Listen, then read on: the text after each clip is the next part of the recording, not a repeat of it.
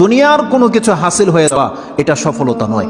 একজন মুমিন মুসলিমের মর্যাদা আল্লাহর কাছে, এক পাল্লায় যদি একজন মুমিন মুসলিমকে রাখেন, আরেক পাল্লায় পুরো পৃথিবীকে রাখেন।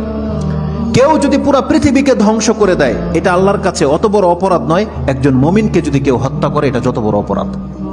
তাহলে একটা মানুষ তাওহীদের উপরে যারা আছে, তাদের মান মর্যাদা এত, আল্লাহ বলছেন অতএব তারা যেন দুনিয়ার জন্য নয়, বরং তারা ওই পরকালে জাহান্নাম থেকে মুক্ত হয়ে যাওয়ার সেই রাস্তা যেন তারা অবলম্বন করে। কারণ সেই দিন যাকে জাহান্নাম থেকে শুধু বাঁচানো নয়, দূরে রাখা হবে।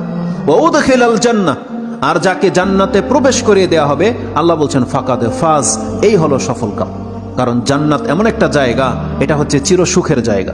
একবার শুধু কোনো ব্যক্তিকে জান্নাতে ঢুকিয়ে দিলে জীবনের যত পেরেশানি আছে সব দূর হয়ে যাবে, সব দূর হয়ে যাবে।